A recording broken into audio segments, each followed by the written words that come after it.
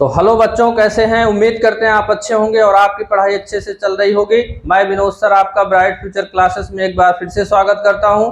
तो बच्चों, हमारा द्विघात समीकरण चल रहा था। तो द्विघात समीकरण में एक्सरसाइज 4.4 के क्वेश्चन को हम सॉल्व करवा रहे थे। तो आज की क्लास में हम जो भी क्वेश्चन इस एक्सरसाइज में बचे हुए हैं उन सभी क्वेश्चन को हम एकदम आसान तरीके से समझेंगे। तो आइए हम क्वेश्चन स्टार्ट करते हैं। तो देखिए, क्वेश्चन नंबर 2 तक हम सॉल्व कर चुके थे। तो आज की क्लास में हम क्वेश्चन नंबर 3 से सॉल्व करेंगे। तो देखिए, इस तरह के जो क्वेश्चन हैं इससे काफी बच्चे डरते हैं, लेकिन आपको डरना नहीं है। इसको हमको 2-3 बार अच्छे से पढ़ना है। जिस तरह से हमको इसमें बोलता है उसी हिसाब से क्वेश्चन से हम समीकरण को बना लेते हैं। तो आइए हम क्वेश्चन पढ़ते हैं और उसके बाद हम इससे एक द्विघात समीकरण बनाएंगे। कह रहा क्या एक ऐसी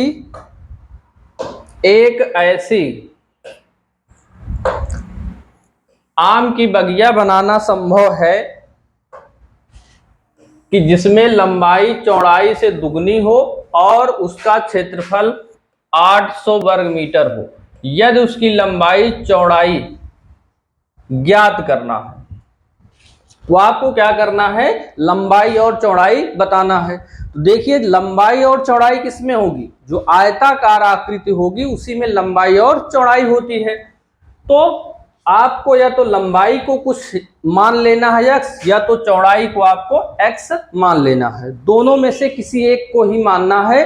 तो ये देखना है कि इसमें क्या रिलेशन दिया है लंबाई और चौड़ाई में। ये रिलेशन दे रहा है, देखो, लंबाई चौड़ाई से दुगनी है। लंबाई क्या है? चौड़ाई से दुगनी है। जब चौड़ाई हमको पता होगा तभी हम लंबाई का दोगुना कर पाएंगे। तो हम क्या लेट कर लेते हैं यहाँ पे? माना आयताकार बाग की चौड़ाई क्या मान लिए? x metre. आप कुछ भी ले सकते हो। तथा लंबाई क्या हो जाएगी? बोला है, देखिए यहां पे रिलेशन कि लंबाई चौड़ाई से दुगनी है। तो इसका दुगना कर दिए तो हमको क्या मिल गई? लंबाई मिल गई। अब हमको दिया है क्षेत्रफल, तो लिख लेते हैं बाग का क्षेत्रफल। तो आपको पहले से ही बता दिए कि लंबाई और चौड़ाई है तो बाग होगा हमारा कैसा? आयताकार होगा। तो ये दिया है बाग का क्षेत्रफल 800 वर्ग मीटर। चाहे आप यहां पे लिख सकते हैं आयताकार। तो अगर बाग आयताकार है, उसका क्षेत्रफल दिया हो, तब आपको क्षेत्रफल का फार्मूला लगाना है। ये बात आपको ध्यान रखना है कि क्षेत्रफल का फार्मूला आप लगा दो। तो क्षेत्रफल का फार्मूला होता है लंबाई गुणे चौड़ाई बराबर कितना हो गया? 800। तो लंबाई हमारी 2x है और चौड़ाई x है, रख दिए, इंटू ये हो गया। इसका मल्टीप्लाई कर दो, ये कितना आ जाएगा? 2x square is equal to ये 800 हो गया। इधर से 2 आप हटाएंगे तो इधर कहाँ आ जाएगा? बटे में आ जाएगा। और 800 में 2 का भाग करोगे तो आप कितना आ जाएगा? 400 आ जाएगा। तो यहां से आप क्या करेंगे कि स्क्वायर हटाओगे तो इस पे लग जाएगा अंडर रूट। और आपको पता है 400 का अंडर रूट होता है 20। और अंडर रूट जब भी निकालते हो वो हमेशा प्लस और माइनस में लिखते हो। अब प्लस माइनस में क्यों लिखते हो? क्योंकि चाहे -20 का स्क्वायर करोगे तब भी प्लस 400 आएगा, और चाहे +20 का स्क्वायर करोगे तब भी 400 आएगा। इसलिए प्लस माइनस में लिखा जाता है। तो x की वैल्यू आ गई। अब देखिए, यहां जो लिखा हुआ था कि क्या आम की बगिया बनाना संभव है कि नहीं है, क्योंकि x की वैल्यू अगर आपको प्लस में मिल गई, यानी अगर उसका मूल निकल गया, तो मूल निकल जाएगा तब बनाना संभव हो जाएगा। नहीं निकलेगा तो बनाना संभव नहीं है। अभी आगे के क्वेश्चन में हम देखते हैं कि और आप कैसे चेक कर सकते हो। तो इसमें अगर डायरेक्ट निकल गया तो चेक करने की कोई जरूरत नहीं है। तो बाग की चौड़ाई हम कितना माने थे, x की वैल्यू हो गई 20 मीटर। तो बाग की लंबाई कितना हो गई, 2x माने थे तो 2 इंटू x की वैल्यू 20 रख दिए तो 20 मीटर। यहां पे आप लिख सकते हो कि आम की बगिया बनाना संभव है।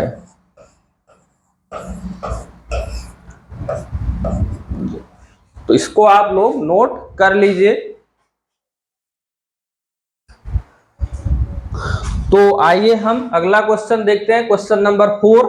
देखिए क्या दिया है, क्या निम्न स्थितियां संभव है, यदि हैं तो उनकी वर्तमान आयु ज्ञात करना है। तो क्वेश्चन यहां से शुरू होता है, दो मित्रों की वर्तमान आयु का योग 20 वर्ष है, 4 वर्ष पूर्व उनकी आयु का गुणनफल 48 है। तो ये आपको दिया हुआ है। तो अब देखिए यहां पे क्या करना है, हमको वर्तमान आयु ज्ञात करना है किनकी, दो मित्रों की।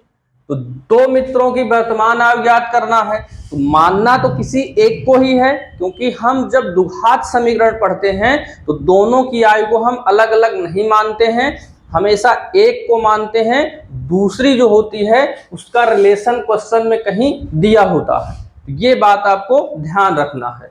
हम क्या मान लेते हैं, माना दो मित्र हैं तो एक को नाम दे देते हैं पहला, माना पहले मित्र की वर्तमान आयु क्या मान लिए, x वर्ष। अब ये ध्यान रखना है कि दूसरे की हमको क्या मानना है, दूसरे मित्र की वर्तमान आयु। तो ये मिलेगा रिलेशन आपको क्वेश्चन से, क्वेश्चन आप पढ़ेंगे तो जरूर आपके समझ में आएगा। देखिए क्या रिलेशन दिया है, उनकी आयु का योग 20 है, तो कहीं पर भी अगर योग दिया होता है तो हमेशा क्या करते हैं, जो दूसरा निकालना होता है वो योग में से पहले को माइनस कर देते हो। तो 20 से x को क्या करोगे, माइनस कर दोगे। योग चाहे संख्या में दिया हो या कहीं पर भी दिया हो, हमेशा पहले को x मानोगे, दूसरे को क्या करोगे, योग से x को घटा दोगे। ये दोनों मिल गया। अब जो ये रिलेशन दिया है कि 4 वर्ष पूर्व उनकी आयु का गुणनफल 48 है, 4 वर्ष पूर्व उनका गुणनफल 48 है, तो हमको 4 वर्ष पहले उन दोनों की क्या करना है, आयु निकालना है। तो 4 वर्ष पूर्व पहले मित्र की वर्तमान नहीं, पहले मित्र की आयु। तो अगर इस टाइम पे x है तो 4 साल पहले या पूर्व पूछता है तो क्या करते हो, घटा देते हो। तो 4 क्या हो गया, माइनस। भाई जैसे अभी आप 15 साल के हो और 4 साल पहले पूछे तो भाई 4 साल पहले आप 11 साल के थे तो क्या किए, घटाए। अगर बाद पूछता तो 4 साल बाद आप कितने हो जाते, 19 साल के, यानी कि 4 क्या करते, जोड़ते। तो खुद पर आप अप्लाई करिए, अगर कोई दिक्कत हो रही है तो समझ में आएगा। अब हम निकाल लेते हैं 4 वर्ष पूर्व दूसरे मित्र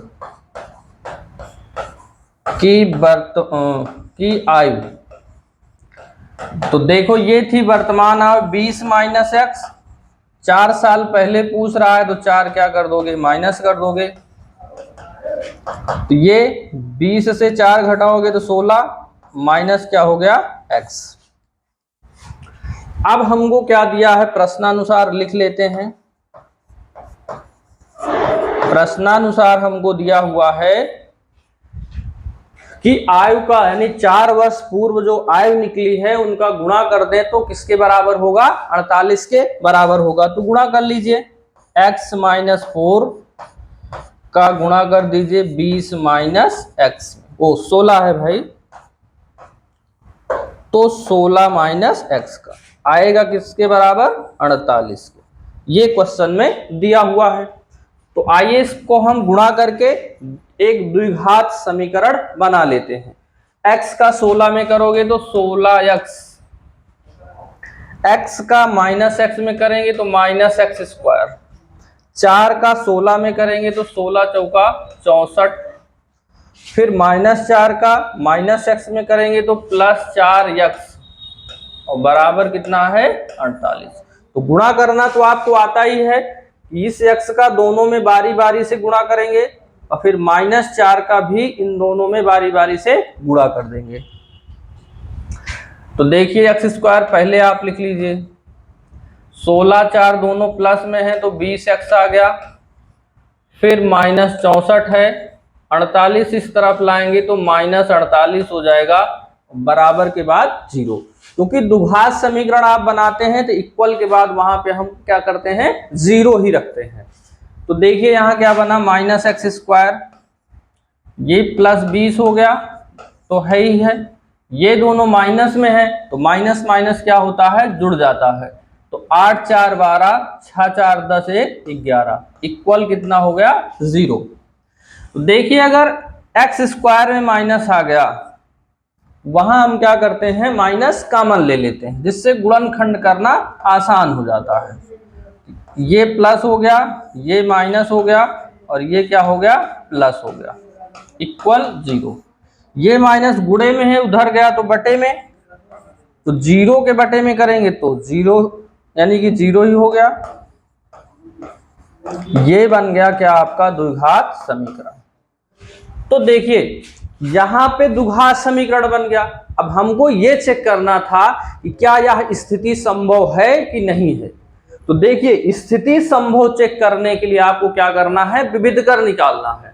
तो अगर इसका विविधकर निकालने पे प्लस में आ गया या 0 आ गया, यानी मूल वास्तविक होंगे तो उनको हम निकाल पाएंगे, और अगर मूल काल्पनिक यानी d की वैल्यू माइनस में आ गई तो वो काल्पनिक हो जाएगा। तो काल्पनिक यहाँ पे हम मूल निकाल नहीं पाते हैं। तो आइए इसका हम क्या करते हैं, विविधकर चेक करते हैं। तो इसको आप लोग नोट कर लीजिए। चलिए आगे हम देखते हैं। तो यहां पे जगह नहीं है तो इसको हम इरेज कर देते हैं। देखिए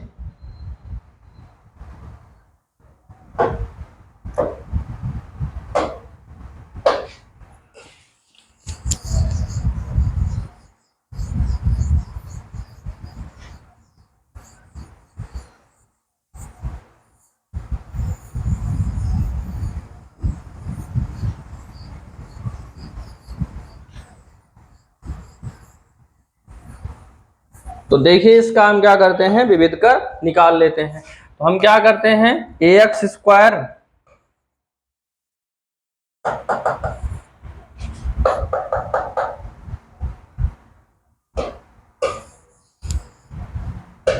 तो ax² plus bx plus c equal to 0 से क्या करते हैं, तुलना, यानी मानक रूप से इसकी हम कर लेते हैं तुलना।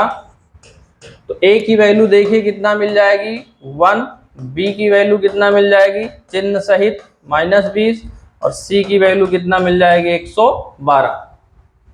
अब विविधकर d बराबर,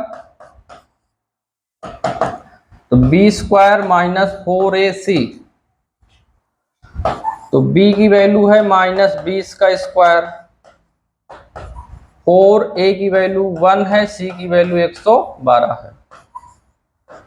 तो -20 का स्क्वायर 2 बार गुणा करेंगे तो कितना हो गया, 400, और इसका दोनों गुणा कर लीजिए तो ये 12 यानी कि 448 हो जाएगा। गुणा करेंगे दोनों का, घटाएंगे तो माइनस से घट रहा है तो -48। तो d की वैल्यू क्या आ गई,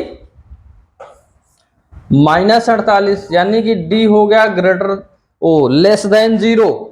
लेस देन 0 का मतलब ये हो गया कि निगेटिव आ गया।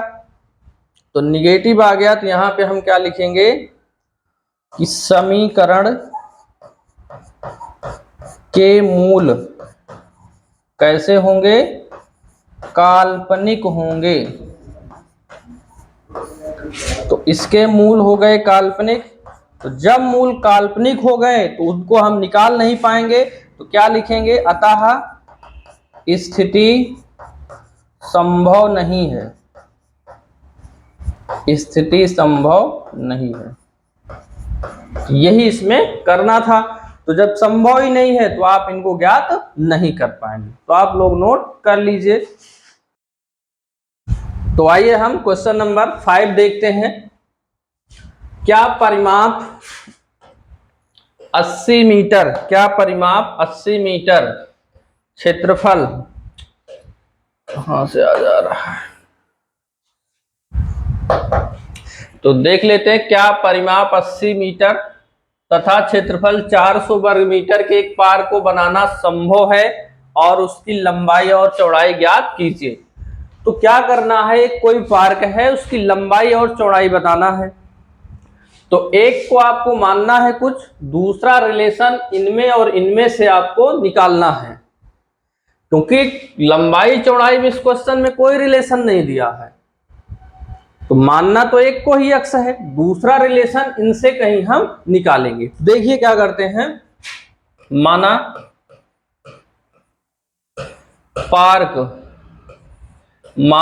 पार्क की लंबाई हम कुछ मान लिए, क्या मान लिए, x मीटर। अब चौड़ाई और लंबाई में रिलेशन नहीं है तो हम यहाँ पे चौड़ाई सीधा सीधा निकाल नहीं पाएंगे, उसको हम कहां से निकालेंगे, परिमाप से निकालेंगे। तो यहां पे हम लिखेंगे पार्क का परिमाप हमको कितना दिया है, 80 मीटर। तो देखो पार्क जब लंबाई चौड़ाई दिया है तो इसका मतलब पार्क कैसा होगा, आयताकार होगा। तो चाहे तो आप लिख सकते हैं। तो आयत का जो परिमाप का फार्मूला होता है 2 लंबाई धन चौड़ाई होता है, ये परिमाप का फार्मूला होता है। इक्वल कितना है, 80। यहां लंबाई तो हम x मान लिए, लेकिन चौड़ाई हम कुछ नहीं माने, इसको ऐसे ही रखेंगे। तो 2 इधर गुणे में है, दूसरी तरफ गया तो बटे में हो जाएगा, 80/2।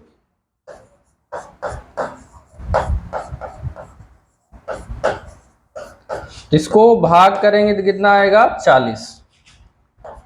तो चौड़ाई यक्स आप उधर लेके जाएंगे तो किसमें हो जाएगा, माइनस में हो जाएगी। तो ये देखिए हमको यहां पे क्या मिल गई, चौड़ाई भी मिल गई।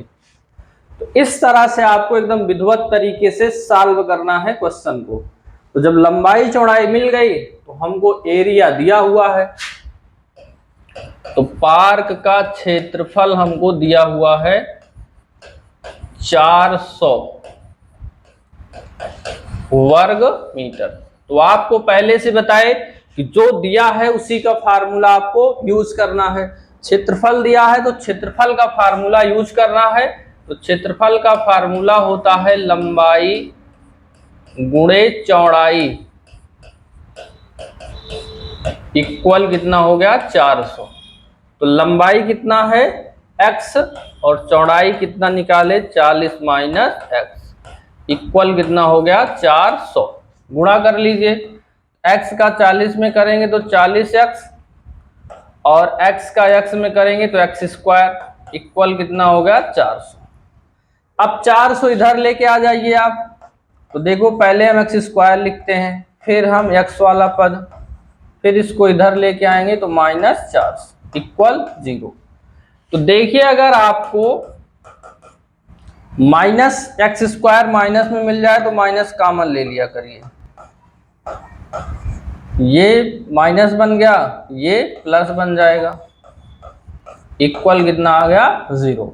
माइनस उस तरफ गया तो खत्म हो गया माइनस। ये इक्वल कितना आ गया 0। तो ये आपका क्या बन गया, एक द्विघात समीकरण ये आपका बन गया। तो अब क्या करना है, इसका निकालना है गुणनखंड। तो अगर गुणनखंड आपसे निकल जा रहा है तब तो ठीक है, नहीं निकल पा रहा है तो आप इसका विविधकर चेक कर सकते हैं कि विविधकर कैसा आ रहा है। तो देखिए यहाँ पे, चलिए इतना आप लोग नोट कर लीजिए। तो आइए देखते हैं, ये हम क्या किए थे, समीकरण निकाले थे, तो ये हमारा द्विघात समीकरण बना था। अब हमको चेक ये करना है कि क्या इस स्थिति संभव है, स्थिति संभव नहीं है। तो संभव तब होगी जब मूल वास्तविक होंगे। तो आइए चेक करते हैं कि मूल वास्तविक है या इसका काल्पनिक है। तो हम क्या करते हैं, मानक समीकरण से इसकी तुलना कर लेते हैं। बराबर 0 से तुलना करने पर, तो तुलना करेंगे तो a की वैल्यू यहां से 1 मिलेगी, b की वैल्यू कितना मिलेगी -40 मिलेगी, और c की वैल्यू कितना मिली थी 400। अब विविधकर निकाल लीजिए, d बराबर b² -4ac। तो b की वैल्यू कितना है -40 का स्क्वायर, 4a की वैल्यू कितना है 1, और c की वैल्यू कितना है 400। अब 2 बार गुणा करेंगे तो प्लस ही हो जाएगा, और 4 चौक कितना हो गया 16, 2 0 आ गया यानी 1600, और ये 4 चौक कितना हो गया 1600। तो d बराबर कितना आ गया 0। तो अगर d बराबर 0 आ जाता है तब हम क्या कहते हैं कि समीकरण के मूल कैसे होंगे, बराबर।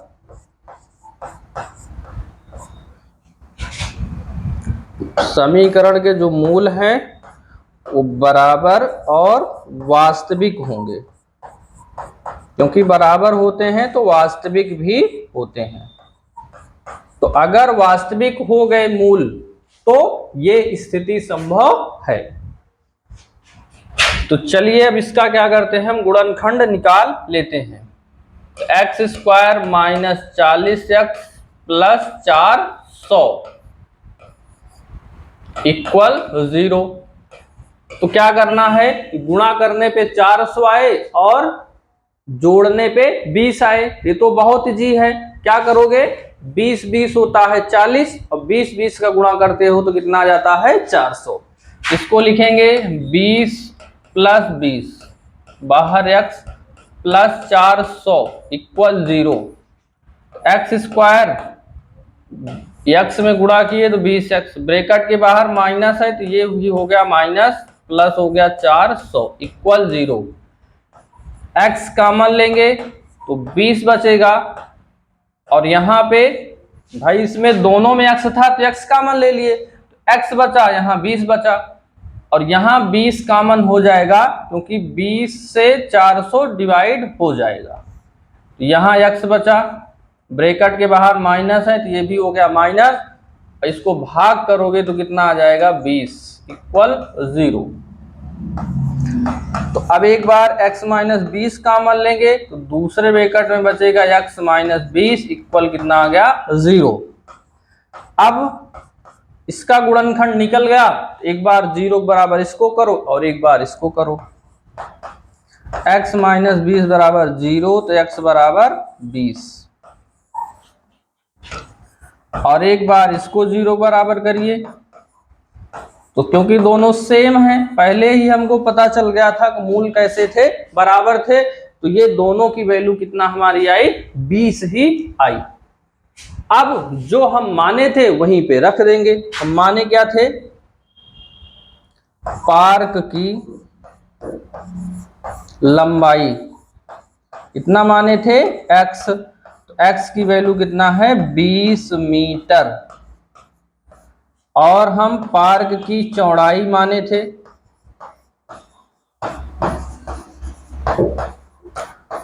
कितना माने थे 40 - x, x की वैल्यू 20 हो गया, तो ये चौड़ाई भी कितना हो गई 20 मीटर। तो यही आपका क्या आ गया, आंसर आ गया। तो आप लोग नोट कर लीजिए।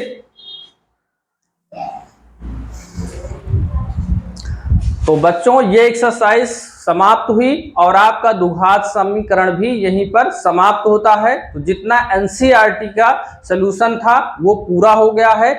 अब जो भी इंपॉर्टेंट क्वेश्चन बचते हैं तो उन क्वेश्चनों को जो एनसीईआरटी से रिलेटिव तो हैं लेकिन एनसीईआरटी की बुक में नहीं है, उन क्वेश्चन को हम बहुत जल्द सॉल्व करवाएंगे, जिससे आप लोग 100 में 100 मार्क आप प्राप्त कर सकते हो। क्योंकि एनसीईआरटी पूरा सॉल्व करके 100 पाना थोड़ा सा मुश्किल होता है, इसलिए आप लोगों को हम कुछ एक्स्ट्रा क्वेश्चन सॉल्व करवाएंगे। जब तक इनको हम सॉल्व करवाए हैं आप लोग अपने मन से एक बार जरूर सॉल्व करिए। तो आज के लिए इतना ही।